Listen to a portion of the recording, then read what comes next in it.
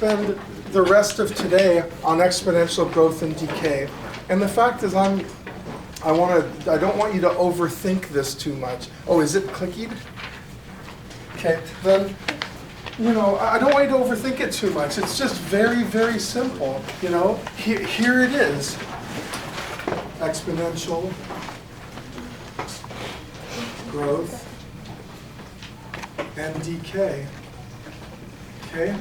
And we derived this equation yesterday, and so today we're just going to repeatedly use it. And this idea that when the rate of change of a quantity is proportional to the amount of quantity itself, then you automatically get this solution, that y equals y naught e to the kt. It's that simple, where, I made my k identical, but anyway, so where y naught equals the initial amount. That is, y of 0. It's your y value when your t is 0. It's the initial amount. And k is called your growth rate. But we're going to learn later that actually a better name for it is your continuous growth rate.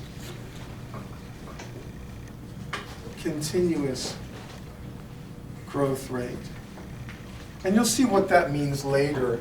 But I just want to, but at least I guess I'll tell you verbally though, when you get a bank account and they tell you the interest rate is 6.5%, which doesn't happen anymore. So I have 0.025 or something. Yeah, same with me. So, but let's go back to a day when we used to have good return on our bank accounts. If your bank account happened to say 6.5%, then that doesn't mean you actually earn 6.5%, because they're usually compounding daily, or quarterly or something. So they'll actually have to tell you your APR, which is your annual percentage rate. So if you put your money in a 6.5% earning bank account, your annual percentage rate will often be something like 6.875 or something.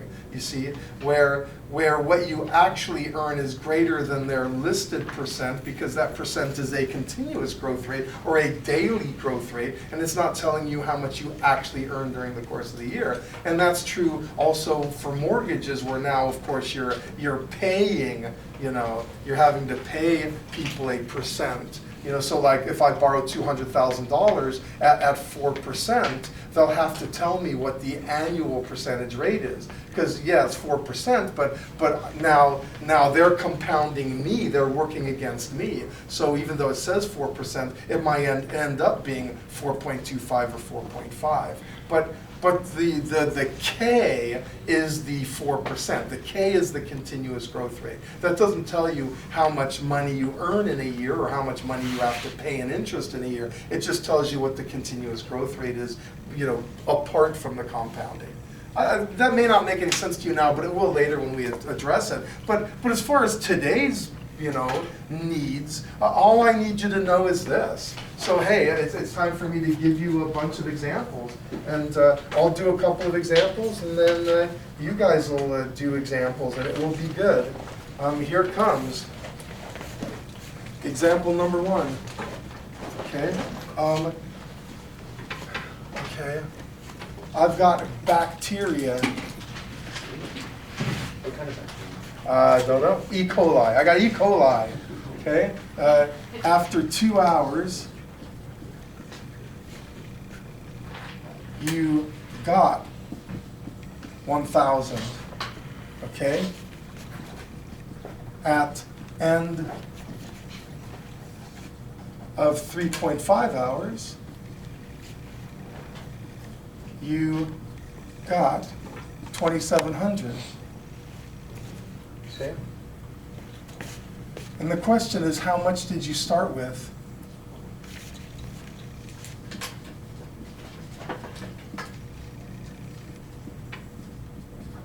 How much did you start with? And the first thing I'm going to make sure you are aware of is One of the reasons I'm spending an entire day on just this one issue, exponential growth and exponential decay, is because of how often in real life you get exponential growth and exponential decay. I mean, bacteria is just one example. Population growth is another example. Compounding interest with money is another example. I don't know, just there's so many things in real life where the rate of change of the quantity is proportional to the quantity itself, you know? So that's what's happening here. How much did you start with? Well, we know bacteria is a dy dt is proportional to y situation. So I know I'm going to have to use the y equals y naught e to the kt. Okay? And again, whatever that guy is, that's going to be the same as that guy. Alrighty? The problem is I need to find what k is, and I need to find what y naught is. I've got one equation, but I've got two unknowns. And so I want to demonstrate a little bit of trickery here that I'm going to use. And that's this. You know, after 2 hours, I got 1,000, and after 3.5 hours, I've got 2,700. But I don't have to designate 1,000 as being after 2 hours. I can designate 1,000 as my starting point. And that's what I would recommend to you on a problem like this.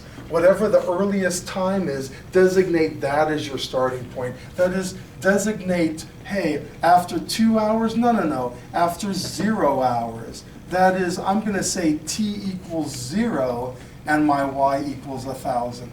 You see what I mean?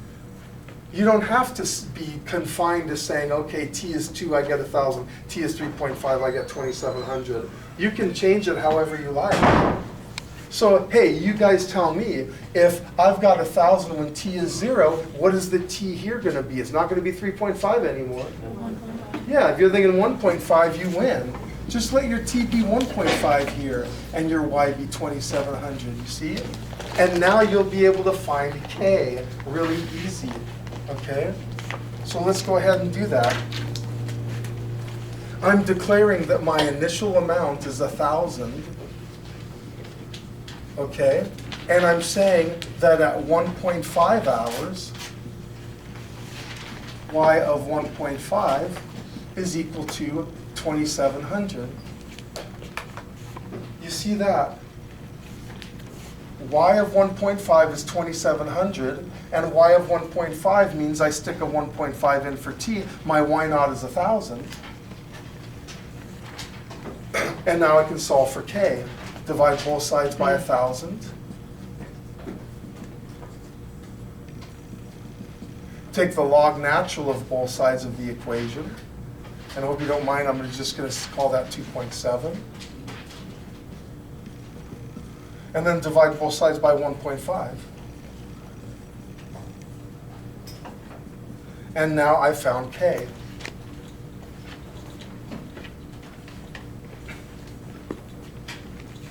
So I got log natural of 2.7 divided by 1.5. I got 0.662. Yay, I found k. So tell me, if they want to know how much I started with, but I'm declaring t equals 0 to be y equals 1,000 and t equals 1.5, then what time value are they actually asking for now? -2. Yeah, -2. You know, how much did you start with? That is, find y when t equals -2. You see that? I'm just shifting the time and making my life way easier. So let's go for it, you know? So now I want y of -2, which is going to be 1,000 e to the 0.662 times -2. And so y of -2, which is what I started with, ends up being 1,000 times e raised to the power of -2 times 0.662, and I get 266.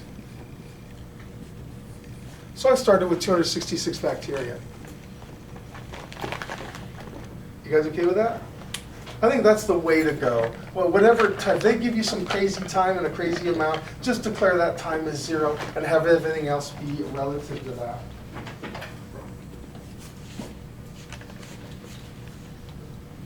So here comes one. Here comes 2 problems I want you to do. Okay? Example number 1. Bunnies. Okay? After 3 weeks, you've got 5,000 of them. You have a bunny farm. After 7 weeks, you got 15,000 of them. Little furry bunnies. How many at the start? Okay, good luck, you guys. Finding them bunnies. How many bunnies did you start with? Cute little furry cotton-tailed bunnies. Don't check through your wires. All of it, nine.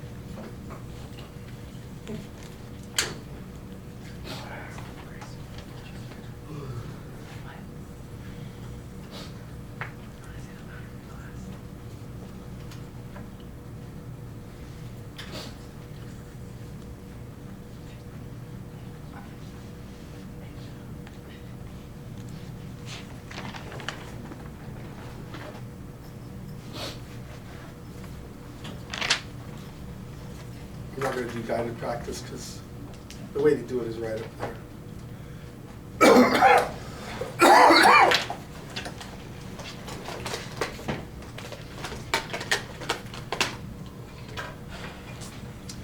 By now, I hope everyone is declaring this as t equals 0, so that this guy ends up being t equal 4.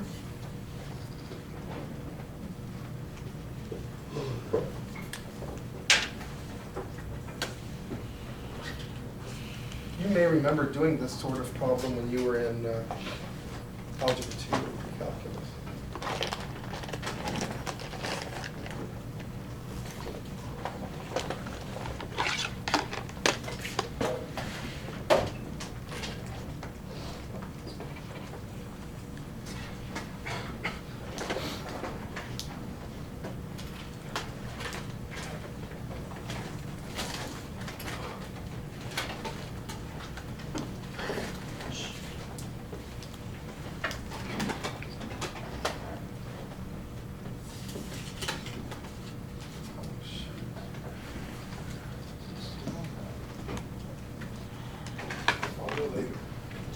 Later, skater.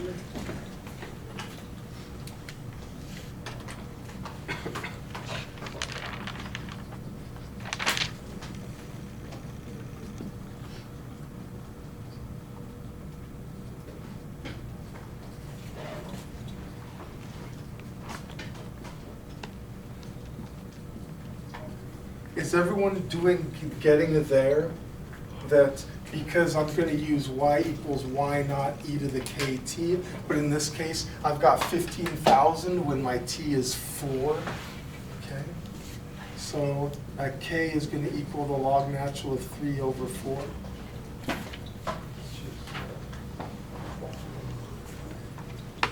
So we got log natural of 3 divided by 4. 0.275. How many people got k equaling 0.275? Okay, good. I feel good about you guys and about myself. And so which t value am I looking for now? Like what am I trying to find? Y of what? -3. Yeah, good for you. -3. Because if I'm declaring 3 weeks as time equals 0, then the start is going to be time equal -3. And it works out just fine. Y of -3 is going to equal 5,000 e to the 0.275 times -3. So, what's this?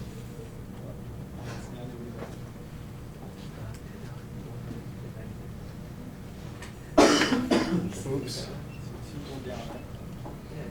5,000 times e raised to the power of negative 3 times 0.27. Oh, that was weird. So about 2,190 bunnies. Wait, why did you round? I don't know, I just rounded to the nearest 10 bunnies. You want me to round it Kill here? 3 bunnies. Hey, look at the bunnies. No, it's 3. They're just all hopping everywhere. It's 3. It's 3. What? I mean, I use the Oh, entire. you guys. Oh, you use the entire point, the entire number? Yeah. Oh, it's 3. okay. You do that. And then I'll do 5,000 times e raised to the power of negative 3 times answer. Yeah, I got it. Yeah, it's a 2 extra bunny. I cheated myself out of 2 bunnies. 2 bunnies. Yeah, 2 precious bunnies. Okay. Hey, let me give you another one. Okay, I'm going to give you another one that's going to be way easier. And then we're going to have to do exponential decay, and then we're done. I mean, shoot, there's not a lot here. You got a million problems, but there's not a lot happening on these problems. Mr. Shannon? Yeah. Is decay the same way as growth? Yeah, it's the very same. Oh, okay. Yeah, it's the same. It's the same darn thing. But let's go ahead and do this. Hey, here's example number 2. Okay, I've got bacteria, and they grow according to this differential equation, dy dx equals 0.21 y, or dy dt, excuse me. dy dt equals 0.21 t, okay? And you start with, let's say you start with 12 bacteria, alrighty? So there's my rate of growth of the bacteria. It's 21% of however many bacteria you have. So I'm going to ask you a couple questions, and you can just do this, verbally with me. The continuous growth rate. You tell me, what's the continuous growth rate of this bacteria?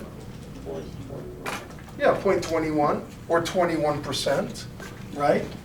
And I need to give you a time. So if I told you it was, this is the growth rate in days or whatever, then it'd be 21% per day. But someone would have to tell you what the time is.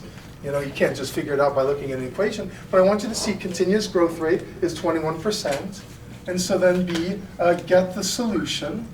What's the solution equation? I'll give you a hint, y equals. What else comes there? Oh, e to the 0.21 t. Good. E to the 0.21 t, and then what goes there? 12, right? I mean, that's all there is to it. So I want you to be able to recognize if they give you the differential equation, you automatically have the solution equation. All you got to do is know what the continuous growth rate is and how much you start with, and there it is. Now if I want to know how many bacteria I have after 5 days, you stick in a 5 for t. You see? So it's really that simple. So now let's go ahead and do decay. Exponential decay. And I teach it a little differently from the book.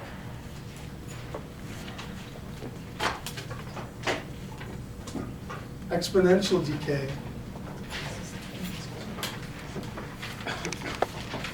You know what the solution for exponential decay is? I'll tell you, it's precisely the same as with exponential growth. It looks no different. But you tell me, if I have dy dt, if I have dy dt equals ky, Is it negative? yeah, I was going to ask that. What's going to be true about k if you're losing stuff? It's got to be negative, right? You're not gaining. The rate of change is not positive anymore if you're losing. So I advocate use the very same formulas, but just be aware in your own mind that k is going to be negative now. K is not going to be positive. You should end up with a negative k if you're losing stuff. But other than that, other than the fact that you should end up with a negative k, you do the very same stuff with exponential decay as you did with exponential growth. Here, let me give you one, okay? Example number, whatever, number 4, carbon dating. Okay? What if I told you the half-life of carbon-14, and I'm assuming you guys all know what half-life means. Okay. The half-life of carbon-14 is 5,700 years. Okay. Find the continuous decay rate. Okay. Someone explain, how would you go about doing that? What should I do?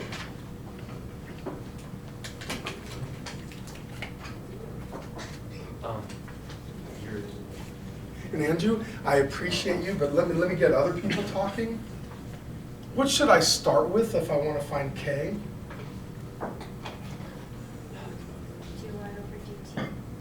Okay, you want to start with that? dy over dt equals ky. Cool. We got one other equation. What's the other equation? Y is equal to y naught times e to the power of kt. Beautiful. Okay. Well, only one of them am I going to be able to figure out what k is. It's this guy. So let's go for it. What would you like y naught to be? Yes, Angel. 1. What's that? 1. Good. Y naught is 1. Yay, y naught is 1. Okay. What would you want t to be? Thank you. 5,700. And if t is going to be 5,700 and Angel chose y naught to be 1, what's my y going to have to be? 1/2. Did you have to choose 1? Could you have chosen 10? Sure. Then if you chose 10, what would this guy have to be? 5. So it doesn't matter what you choose. Just make sure if you're sticking 5,700 in for t that you got half of what you started with there. So let's go for it. I got log natural of 0.5 equals 5,700k, or the log natural of 0.5 over 5,700 equals k. Right? That's all you have to do. Just plug into the formula, and whatever you choose as your initial value, let the final value be half of it. So now I've got log natural of 0.5 divided by 5,700, and that gets me negative 1.216 times 10 to the negative 4th power. Alrighty? So that's how you're going to be getting half-life. Just start with the formula, plug in. Now the book actually gives you a formula for half-life. They tell you half-life is log natural of 0.5 divided by whatever the actual, they tell you what k is given the half-life, and thus you can find what the half-life is given k, right? If someone gives you k and you want to know the half-life, then you end up with the log natural of 0.5 over k giving you the half-life. Okay, so you can go either way, and the book gives you those equations, but I kind of go, well, why memorize equations when the only equation you really need to memorize is that one? And then just plug in a half. So, hey, let me give you another one, and then we'll be done. Because that's it for exponential growth and decay.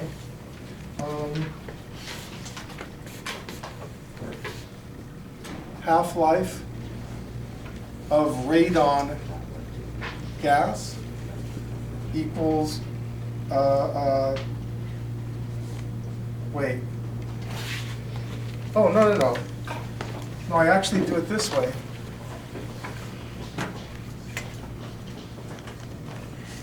Radon gas, and I know I'm running out of time. Radon gas, K equals negative 0.18. And find half-life. And let's just have you do that. What's the half-life of this radon gas? If the continuous rate of change of this radon gas is 18% of whatever you got, you're losing 18% continuously.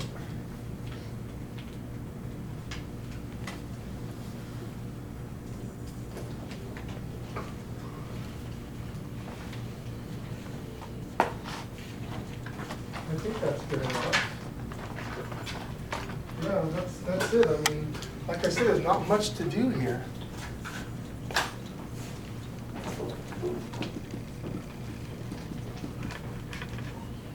I'll do the angel method.